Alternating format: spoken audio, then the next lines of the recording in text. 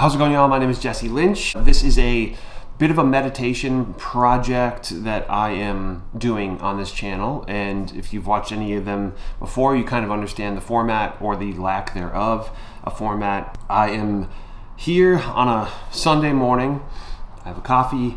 I have a lime Topo Chico. Oscar's chilling on the ground. Hopefully for the rest of the episode he'll be chill as well. And I'm just working through things that are in kind of right now the early stages of a brand that I am starting. And it's to be honest, it's kind of an arm of my main real estate brand. But I think the interesting thing to me is that this channel and this brand in general are less and less directly a real estate brand, and trying to find a way to make content that is not so obviously related to the real estate world, but that has a symbiosis with the real estate world, and is also something that I would love to make. And in fairness, I really do enjoy making the videos that I make for my main channel, which is, by the way, how we get almost all of our clients. And in 2025 so far, let me ask.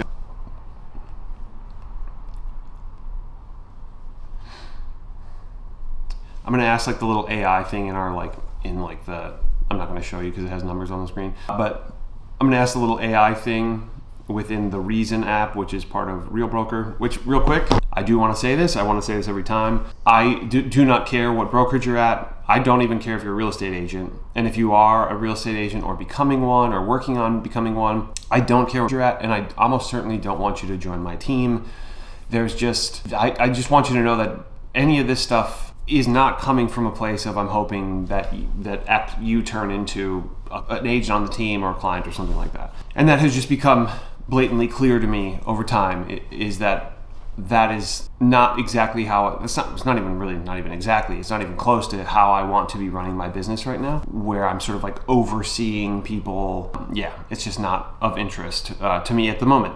So far, and actually since March 1st of 2020, we've had 60 transactions, but I actually don't know the total volume yet. So I can ask the AI thing within Real Broker. I can say, what is my total sales volume in 2025 so far? So far in 2025 are my sales volume, which it does track everything that the team does. But almost everything the team does is a lead that I brought in through video content. So your total sales volume in 2025 so far is $29,175,796. And so that's all video. That's all content and video. And by content, the carousels I'm posting, those are not the main converters, right? Those are things to just remind people that I exist and that the team exists and whatever. But video is the king, and yeah, 29 million so far. That's not bad, and we have a third of the year or a fourth of the year left or something like that. I'm not mad at that. 60 transactions as well. But that's only in March, so April, May, June, July, August, September. That's 6 months, 60 transactions. Yeah, that's pretty good. And so really the main driver of all that content is our YouTube channel to the Twin Cities, and that has just been kind of this omnipresent thing that we're continuing to work on, and to some degree is in maintenance mode, but we're also pushing pretty hard right now to not just have it be in maintenance mode, but rather have it be putting out these certain videos, a certain amount of videos a month, maybe one video a month or 2 videos a month or something like that are what we consider top of funnel. And so the way that I'm thinking of that, I don't always think the funnel is like the best metaphor, but it makes sense, and I think it's how a lot of people can understand it, and it helps to wrap your head around it. Whereas we have certain videos that are very specific. Maybe they're about a specific neighborhood.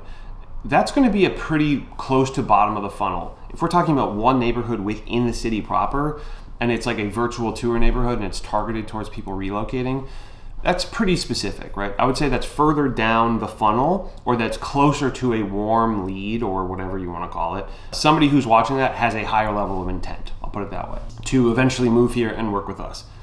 The top of funnel are kind of like bigger conversations around, the area, around Minnesota more broadly, around life in Minnesota.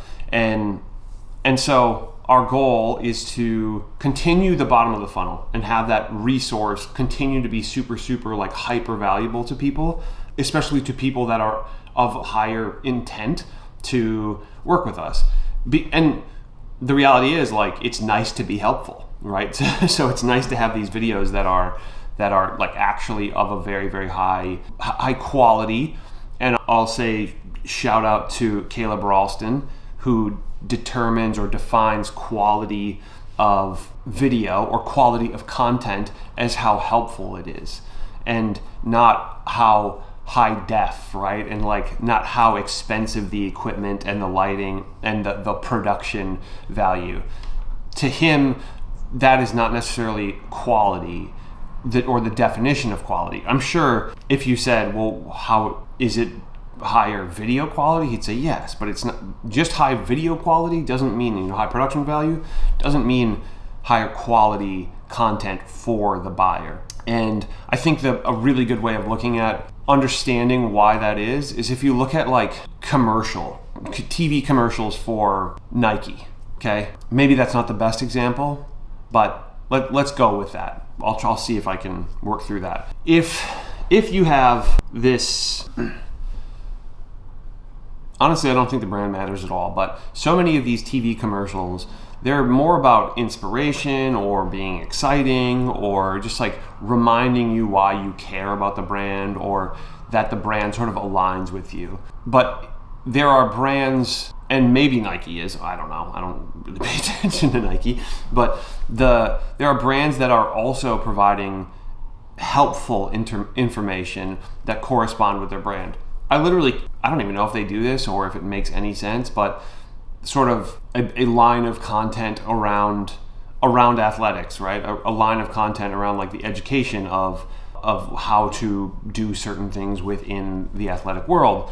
So, and I doubt Nike does that, but they also have sort of a much more robust, rather than being content and like one person teaching it on content, they're like literally in schools, right? They're sponsoring the people who are doing those things. So they kind of have a different method of going about that. But I think like you see all these commercials on TV that they're just not helpful, right? They are just advertisements. And if those companies could figure out, and maybe if they already have, how to have content that is helpful on social media, I think they would see just a different kind of leveling up. And I think, there's a reason that influencers and people who teach online, there's a reason that they can eventually have a product that corresponds really, really well with whatever they're teaching and can turn that into, a profitable product. And I think it's because they've earned so much trust by actually like literally just being helpful. So anyway, those videos, the goal is to be helpful on that channel. And I think I lucked out that that's how I was thinking about things. Nobody had really explained that to me. I think Caleb Ralston was among the first that I've heard actually frame it that way. And I thought, that's super, super interesting. And it's also sort of been a thing that I've been, approaching, or a thing that I've been trying to do most of the channels that I've started. But it's a really, really great way to reframe some of the other content that I'm working on or considering starting.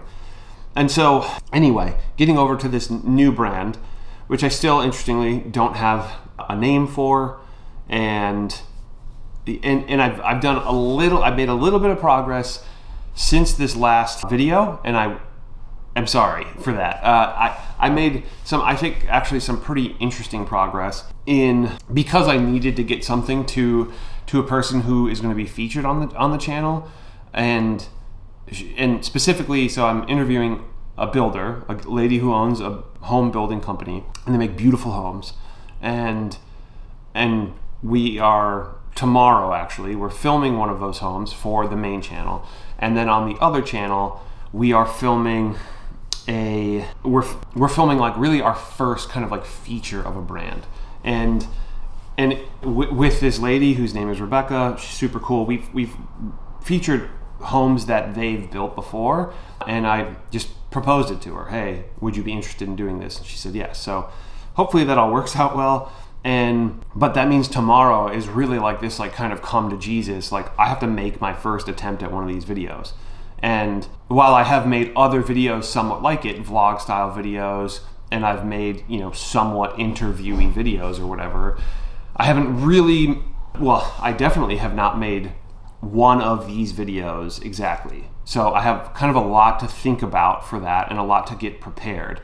And the thing that I got prepared without being on camera was the questions that I would ask in sort of the interview section. And I did that because she asked if I had any. And in order to get them, I had to, obviously, I wanted to get them to her. I didn't have time to do one of these. And yeah, so I had to just do it without being on camera. And I did a really interesting, again, I just had busy days and I didn't have a great way, I didn't have really the time to sit down and work on some of this stuff. I did a method that I've never done before, and I'm gonna see if I can try to do it again, on camera though this time, but about kind of a slightly different topic. And what I did was I actually used voice mode on ChatGPT.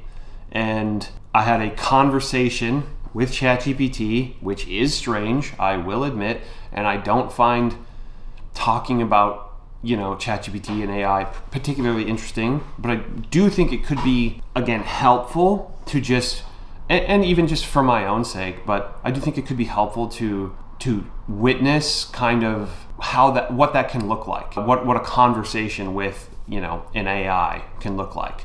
Okay.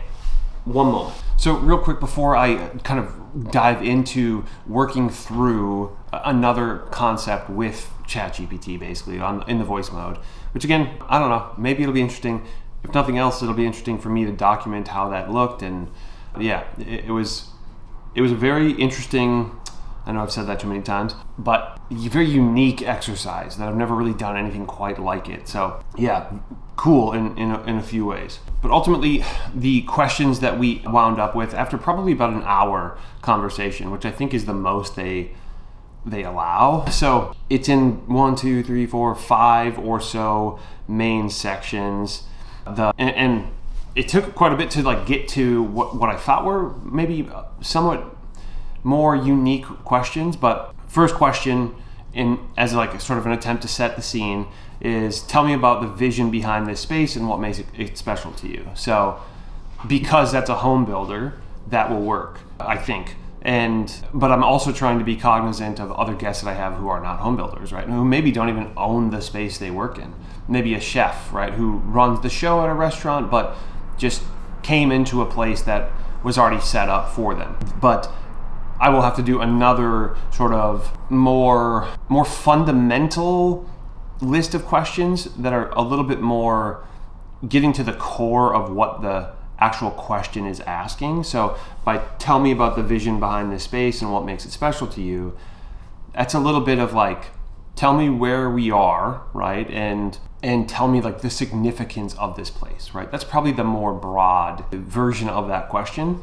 And then I have kind of follow-ups on the setting of the scene. So are there any particular design elements you're especially proud of? Okay, again, for a home builder, it makes sense. If let's say it was a leather maker, maybe not, right? Unless it's a really, really interesting space. But then there's kind of probably the foundation or the fundamental, core of that question is like, what are you most proud of here, right? Something along that lines. To kind of get them to go a little deeper and spark something in them where they go, oh yeah, this thing is really cool, right? And it allows them to like feature certain things about the space or things along the process. So, and then the last question in that setting the scene is, how does this home connect to the local environment? I think that is really specific to the home builder, but I think there's maybe a way that you can get to the core of, like, again, if it's a restaurant or some sort of shop space or a retail store or something like that, like how does it fit in, right? Or how does it stand out or something like that, I think could be interesting. And then so the next section is the basically digging into passion and craft. So this is like so much of what kind of the core of what the channel, like what I want the channel to be and feel like, which is this question of what does craftsmanship mean to you and why is it so important? And maybe a little bit of like, so I guess a follow-up is, are there favorite techniques or materials you love to use, and how do you stay inspired in your work? I think I might go even deeper in that section, again, because it's so core to what I think the channel will be about. But again, these are hypotheticals that I've not yet actually asked a real person. So we'll see how they go. Personal stories and highlights is the next section. So are there any early experiences that shaped your approach to quality? And I might, depending on the person, I might say like that formed or that sparked your obsession with quality, something along those lines. So then kind of the stories, can you share a memorable project that stands out as a highlight? And then also, was there a challenge you faced that turned into a great story? I'm not sure I love that question, and it sounds a little bit too like an interview, like a job interview, but I'll work on these a little bit, right? So the next thing is the future vision and dream projects. So the main question is, if you could design your dream project with no limitations, what would it be? And to me, I'm hoping that will spark this kind of excitement of like, oh man, I'd love to do blank. And some of that is like, I think there's a chance that for let's say a home builder, there's a chance that somebody will watch it, right, over the next 2 years or something like that, who goes, oh man, that's what I want, right? And they have the means to pull it off, and they go, that's the person who I want to work with because they're so passionate about it. And rather than just being framed as a home builder who builds high quality homes, being framed as like a passionate creative who will help somebody achieve the dream, right? And that is aligned with them and how they see things. So the follow-up question there is, what's a wild idea you'd love to see happen? And I think I'm going to kind of follow up that question with, what's a wild idea you'd love to see happen that you don't have time for, that you'd like to see somebody else do, right? That you'll never get around to, but you think is a really cool idea. Okay. And then, is there a role or person that would be a game changer for you? And I'll probably have to ask them ahead of time, like, are you at all interested in, like, are you looking for any talent or anything like that? If not, I don't want them to be like, no, nobody, we're not hiring right now. It's like, okay, that's not a very good interview question then. And then final question, this is kind of selfish for me, but I think it also gives people the ability to hype up somebody else who maybe is in their network, or maybe that they just admire what they do. So is there anyone else in Minnesota that who's doing something exceptional that you think I should talk to? I really like that bit of it, because I think it's this like nice bit of networking, and it allows, potentially, it can allow somebody, if they like what we do, so keep that in mind, if they're happy with the product or the video that we make for them and whatever, if they like that, then they might be more inclined to recommend or make an introduction for me to somebody else. So whether it's somebody in their world, so like, I have no idea how she'll answer this question, but I wonder if she might say, we have a interior designer who we work with, or we have a Finnish carpenter, right? Something like that, who builds these beautiful cabinets or something like that. I think that could be really interesting. Or like a fireplace finisher or something. I think that could all be just so cool to make a connection that way. And then if I ask that question to everybody, it's like almost like the channel can just like grow itself. And the reach, or the people that I can be introduced to, can grow. And as long as I'm actually providing them something really cool out of their time, I think that it'll it'll work, I guess. So yeah, and then in parentheses there I said, is there anybody I should talk to? Parentheses, think business owners, craftspeople, artists, creatives, makers, chefs, restaurateurs, somebody who runs an amazing high-end event, etc. And that's just mostly to like prompt them, because I wonder if people are going to be like, I don't know, and and so maybe I could just like get some of the juices flowing there. So that's the questions that we came up with for that first session that I did with ChatGPT. So there is So if you're curious on ChatGPT, I know I have like a cover, so it's not really going to show up very well. In the phone app, I don't know if this exists in the computer or desktop version. Computer, what am I, 1,000? But in the bottom right hand corner, there's kind of like little lines that kind of represent the audio or something like that. You can click that button and it opens up this little guy and kind of has this. Hey there. Sounds like you've got something on your mind. Feel free to just jump in and we'll chat it through. So I muted it. You have this little kind of sphere looking thing, this little globe thing. That means you're kind of in the conversation mode. There's a video mode too, but I don't know. That's freaky. And I think it's like a fake person, so I'm not really that interested. It just sounds too weird. This is already strange enough. So what I want to do, and I have some notes over here, just so I remember what I want to be talking about. I'm just going to dive into this, and this will be kind of a real-time conversation. Maybe I'll be talking to you at some point, but probably a lot of it I'll just be talking to the ChatGPT sort of voice AI thing. Apologies for just how totally new age this is. I'm just kidding. Okay. Hey there, can we dive back into this new brand that we're working on? We've worked through some interview questions. I think those are a really good place to start, but I want to shift over, if we could, into working through what the name of the channel / the name of the brand might be. Can you kind of get me started by prompting me with questions or anything that might be helpful for you to know to help me arrive at what could be a good brand name? Absolutely, we can dive right into that. So to get us started on brainstorming a brand name, I'll ask you a few guiding questions. These will help us land on something that really fits the vibe and the vision. First up, how would you describe the core personality of this brand or channel in just a few words? Like, is it adventurous, heritage-driven, super down-to-earth, or something else? And then, who's the main audience or community you imagine it's speaking to? That'll help shape the tone of the name. So give me a sense of those, and we'll start playing around with ideas. Well, real quick, before I do that, I want to make sure that you're referencing everything that we've done for this channel so far.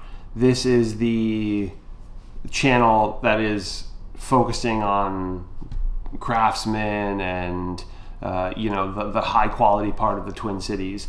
So before I answer those questions, are you seeing everything that we've talked about so far? Absolutely, I'm on the same page with you. I can see the context we've built around this channel so far. Definitely that focus on craftsmen, the heritage vibe, and that sort of timeless, high quality storytelling in the Twin Cities. So yeah, I've got all that in mind. With that in the mix, we can definitely shape those questions around that foundation. Let's figure out a name that really resonates with that craftsman spirit and that timeless feel. So just tell me a bit about the brand's personality and we'll get rolling. Okay. Also, have you referenced the client avatar worksheet or client avatar that we worked through before? Absolutely. I've got that in front of me as well. So I know we talked about your ideal client avatar before, like Natasha, who's into that quality build, not overly corporate vibe, and appreciates that detail and heritage. So definitely I'm factoring that in. We're thinking about something that would resonate with her kind of taste as well. So yeah, with all of that context in mind, let's shape those questions and get you some name ideas. Wait, so the Natasha client avatar was a previous client avatar for somebody else's channel, for Nick's channel. I have a client avatar called James, who lives or just moved from Washington Park in Denver. Can you make sure we're featuring or focused entirely on that one client, on that one avatar? Got it. Thanks thanks for the heads up. We'll keep our focus entirely on James, who's coming from Washington Park in Denver.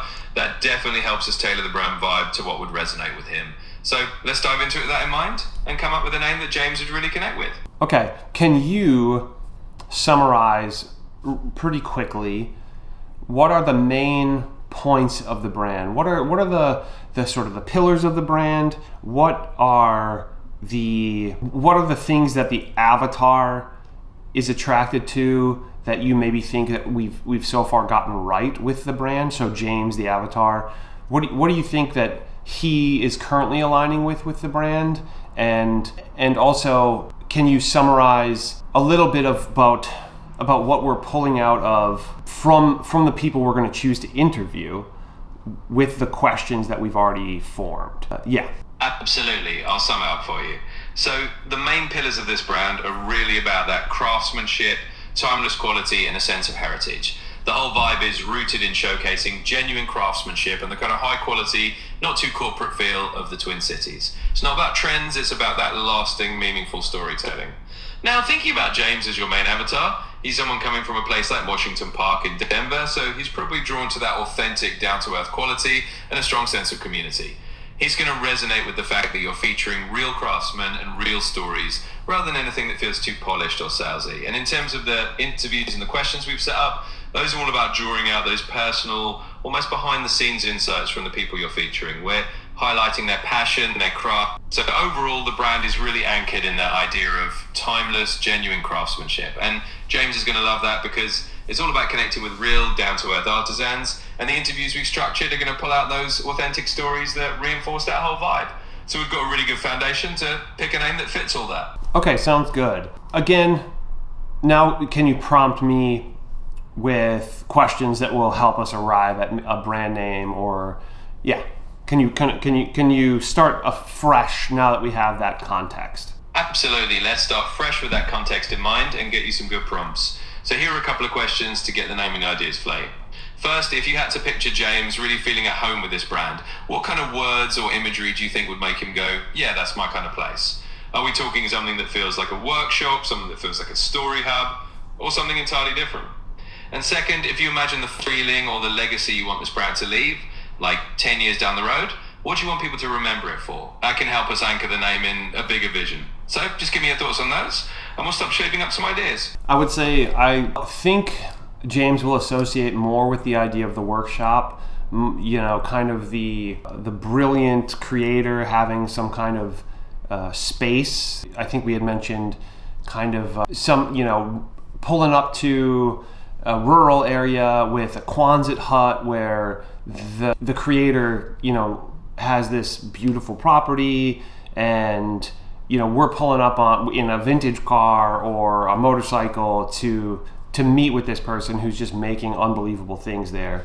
Or in the city, kind of this reclaimed warehouse building or reclaimed, I guess part of me is thinking it could be like even somebody's garage, or basement, but it would be a particularly aesthetically, interesting garage or basement. But I think really the aesthetic that I imagine in the city would be more of, a reclaimed warehouse or reclaimed commercial space with like a garage door that is now being used for maybe something that's not, a typical garage type thing. And so the workshop, the feeling of the workshop, the feeling of again, just like the tactile things of like the tools that they use, because it could also be a photographer, right, or a filmmaker, and they could just have these specific tools that they use organized in a certain way or disorganized, and there can kind of be that reverence for the tool, but then there also could be I think that sums that part up pretty well. And then as far as like what words that I think he would associate with, I think is what you asked me. The timeless words, the kind of inspiring words potentially. The legacy of the channel is what I'm realizing you asked about. The legacy, I think, would be a little bit more about like being able to, if I can look back in 10 years, I think being able to prop up and pay homage to people who are making beautiful things and just making the world a better place because of their diligence, because of their obsession with quality, because of their attention to detail and their exceptional ability to capture aesthetics or to create aesthetics. So to be able to have a bit of a catalog of these people and just like this reverent platform for that kind of thing. Sorry. Absolutely, that paints a really rich picture. So it's all about that workshop feel, that reverence for the tools and the craft itself, and this sense of honoring people who are just making the world more beautiful through their dedication. I love that. So we're talking about a brand name that really captures that workshop spirit, a bit of that timeless legacy, and that kind of homage to creators. So let me suggest a few directions. We could think of something along the lines of Heritage Workshop, or the Creators Quarters, something that feels like a space where these timeless craftspeople gather. Or maybe Legacy Workshop or Craftsman's Haven, something that really gives that nod to a place where all these beautiful, timeless creations come together. We can play around with a few more. Well, I think we're in that zone now.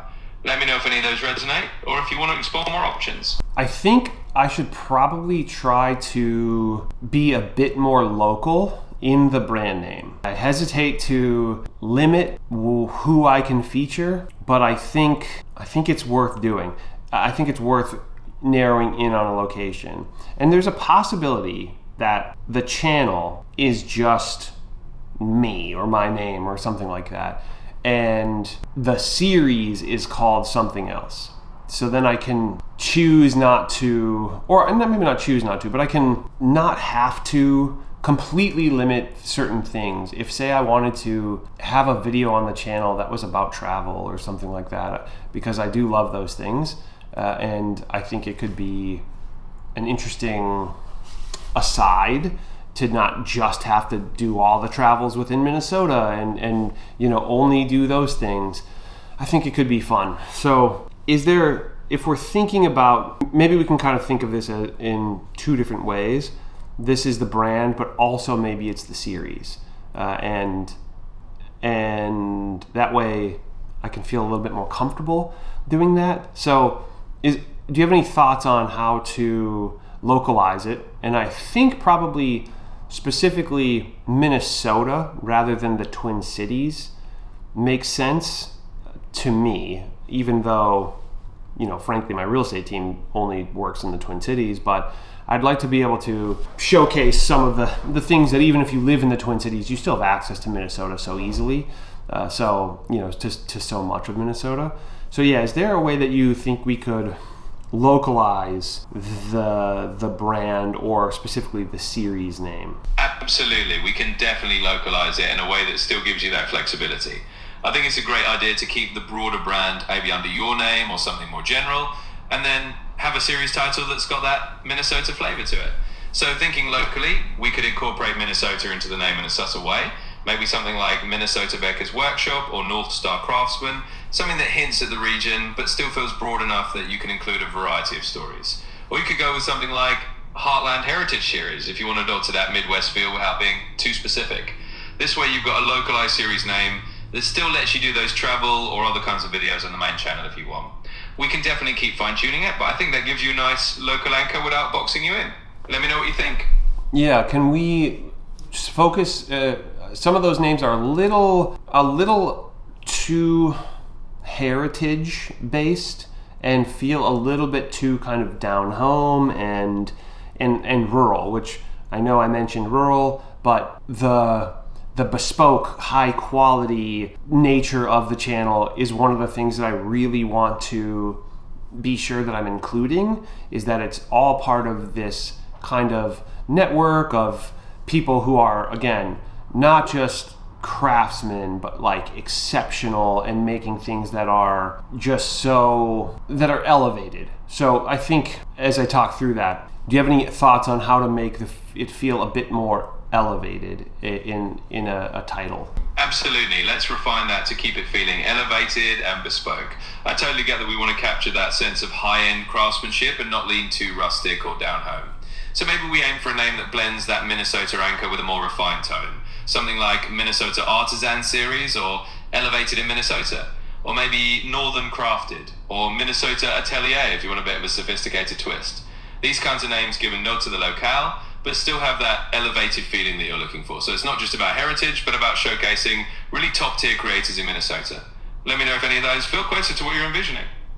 Do you have any, could you provide me maybe like 10 words and just kind of list them out individually that represent a more luxury, high class place that maybe is maybe a home or maybe a business or just something that represents something more high class, and not like a city name or a place name necessarily, but maybe just terms that are associated with more high end things that are places. Absolutely. I can throw out some words that have that high-end luxury vibe to them and could fit well as inspiration. Here are 10 words that come to mind. Atelier, haven, manor, manor, pavilion, gallery, loft, parlor, sanctuary, studio. These kinds of words can add a refined or elegant touch to the name, and you can mix and match them with the local or workshop elements we talked about. So feel free to pick any that resonate, and we can go from there. What does atelier really mean? Yeah, absolutely. So atelier is a French word, and it basically means a workshop or a studio, especially one that's used by an artist or a designer. It's got this connotation of a place where really skilled, often high-end craftsmanship or artistry happens. So it's got that sort of elevated, almost boutique feel to it, which I think could fit really nicely with what you're going for. Are there any other words like atelier that are perhaps Scandinavian in origin or just come from other places? Absolutely, we can bring in a bit of that Scandinavian flavor too.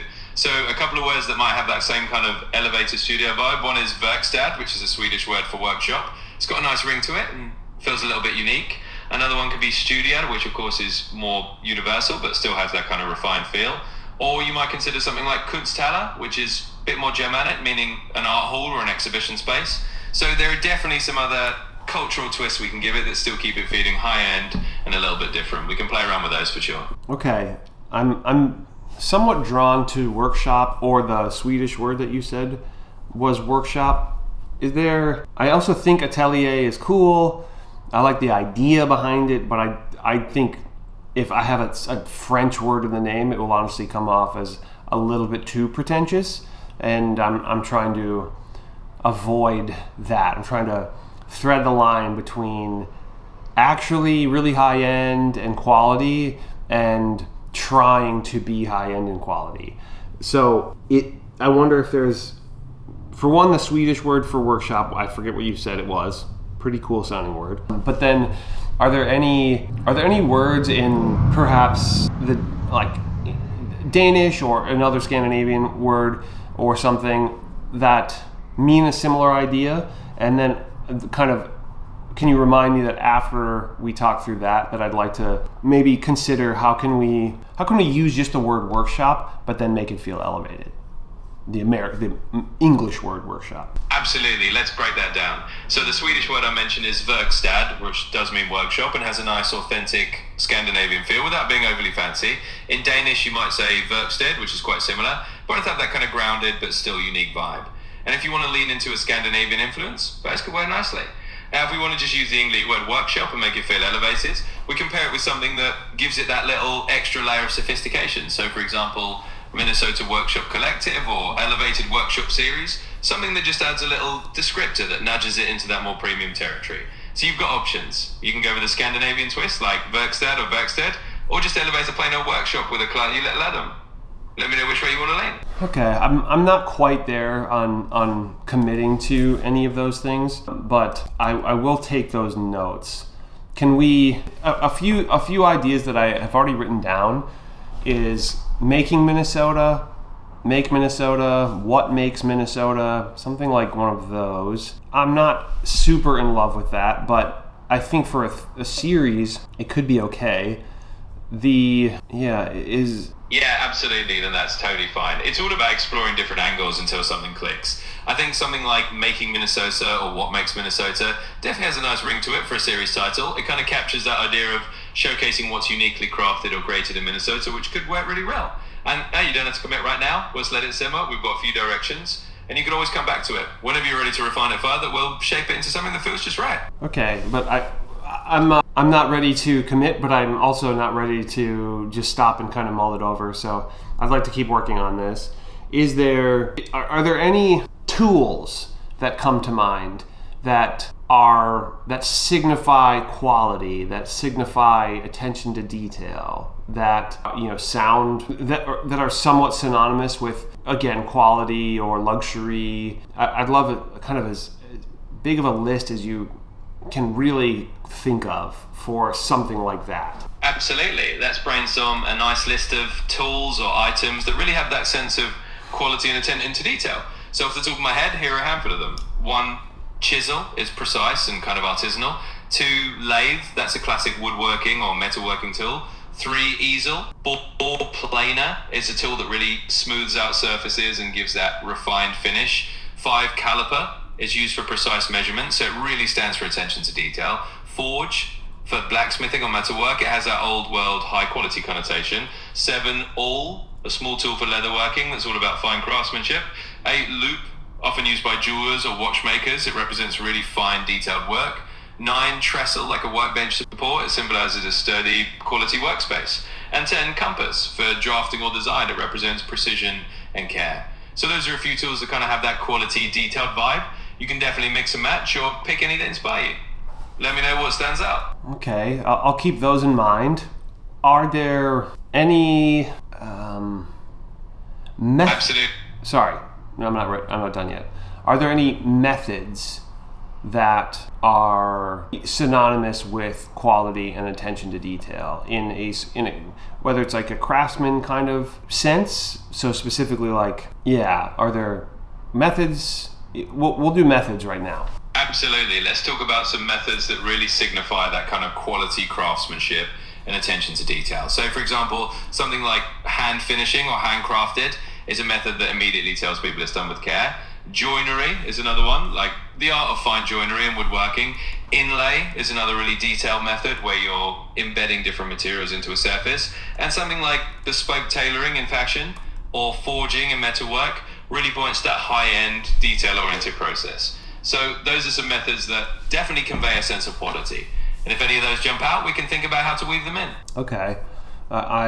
Can you give me like 10 more examples? Absolutely. Let me give you a few more methods that really stand for quality and that kind of attention to detail. So, for instance, filigree is a really intricate metalworking technique.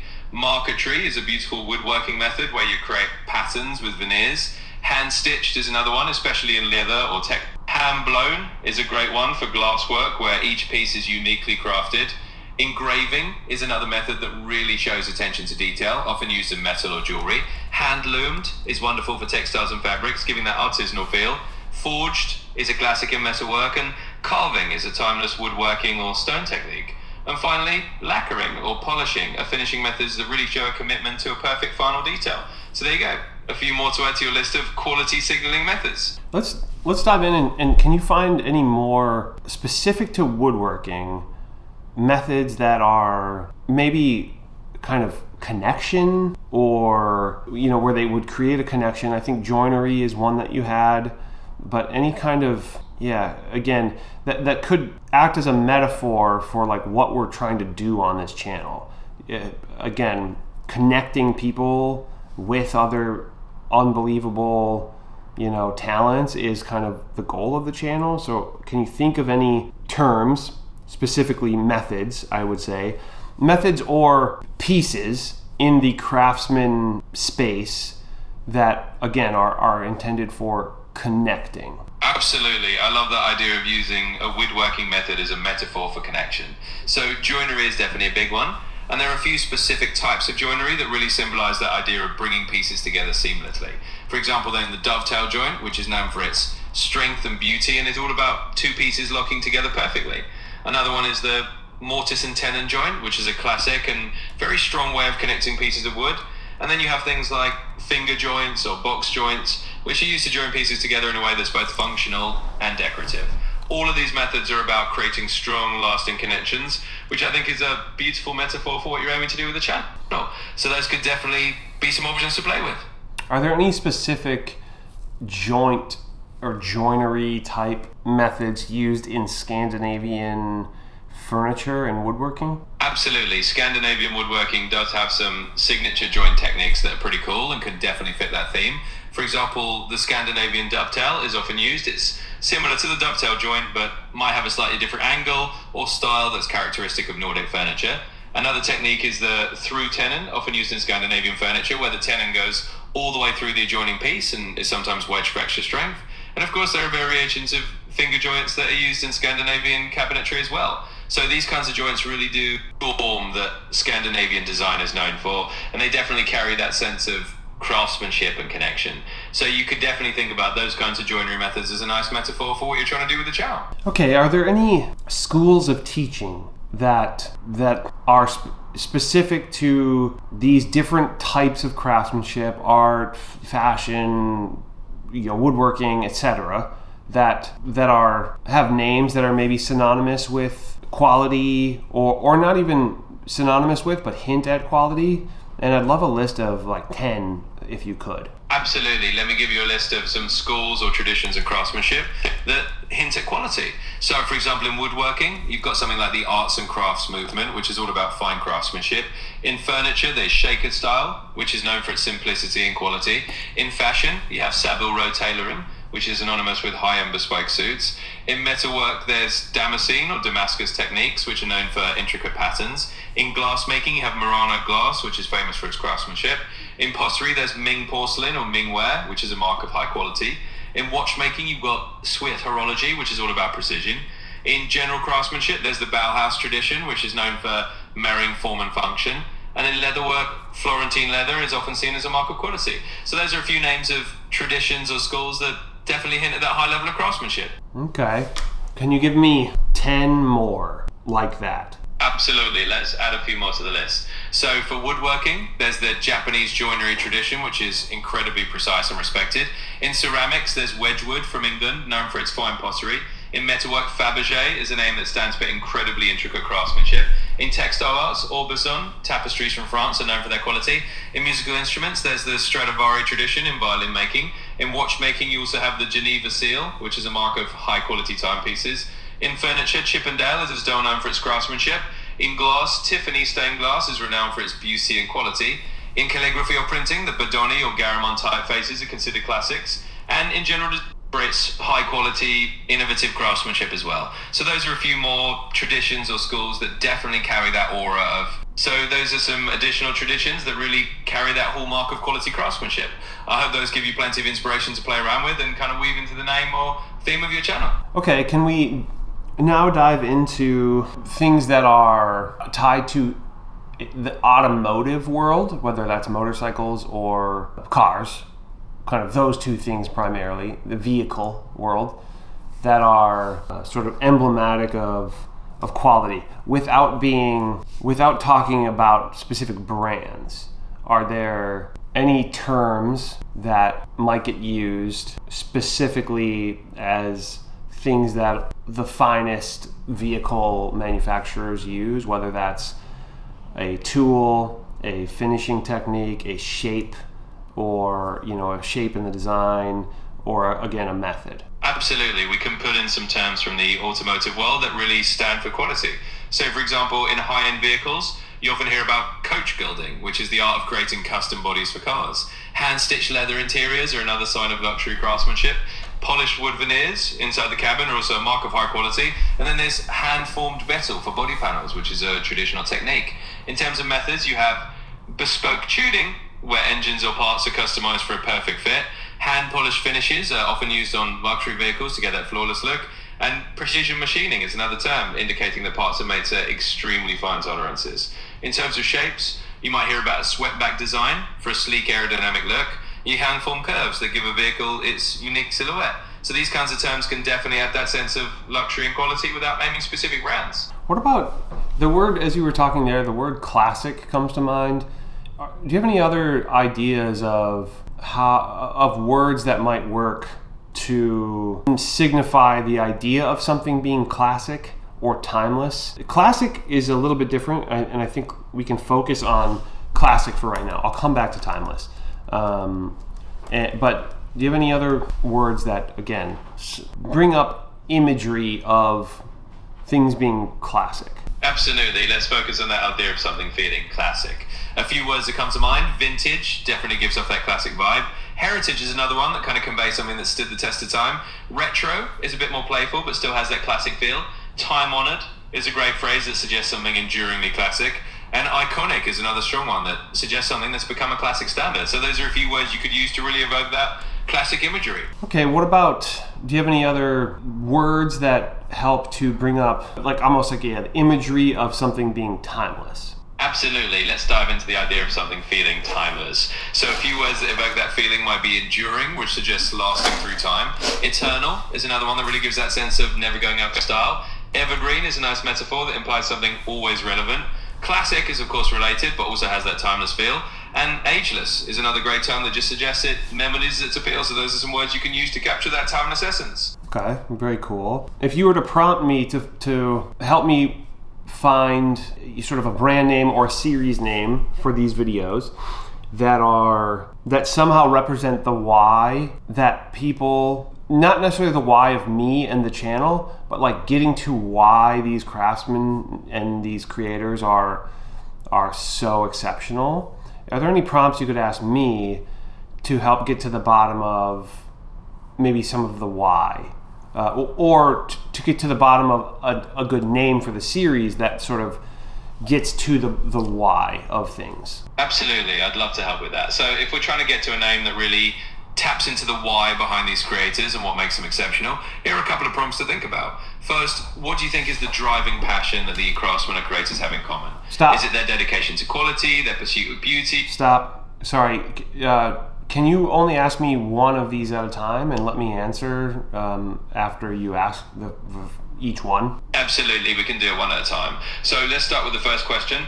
What do you think is the driving passion that these craftsmen and creators all share? I'm not sure that there is one driving passion. I think some of the channel is to try to find that, right? Try to understand maybe what the common thread is between these people who all are so, obsessed with quality. If there was a through line that I had to guess, I think it would probably be, I don't think it's legacy, for the record. I don't think it's necessarily about ego or anything like that. I think it might just be like the raw satisfaction of doing it and getting better. I think there's that Japanese term of like getting a little bit better every day. So yeah, something like that, which is somewhat in line with a thing that I say all the time, which is never retire. I actually have a tattoo of that. So that I think that might be it. That might be the closest thing that I could guess. That makes a lot of sense. So it's really about that continual pursuit of getting better and that genuine love of the craft itself rather than any external legacy or ego. That's a great insight. So let's go with that as the thread, and I'll ask you another question. If you imagine a word or a phrase that captures that spirit of always improving and that love of the process, what kind of words come to mind for you? I'd say the biggest one that is obvious to me and that's already sort of been a through line of things that I've talked about publicly is never retire. That's again, I have a tattoo of that, and I have had a light in in my shop that says that, and it's an idea that I hold pretty deeply, and it's not about never quitting a job. It's all about never stopping to get better, because the best things in life happen when you're kind of pushing and in the middle of something. Yeah, let me know if you want any other examples. Yeah, absolutely. I think never retire is such a strong and meaningful phrase for you, and it captures that essence perfectly. It's all about that continuous growth and never stopping the process of getting better. So that's a fantastic anchor. And if we think about other words that are kind of in that same family, you might think of things like ever onward or always improving or forever in the making. But honestly, never retire is so uniquely you that it might be the perfect way to weave that into the series title or theme. Let me know if that sparks any ideas. Okay. Do you have any other questions you could ask? It definitely does, by the way. It helps. So, yeah. Do you have any other questions, prompts? Absolutely. I'm glad it's helping. I have another question for you.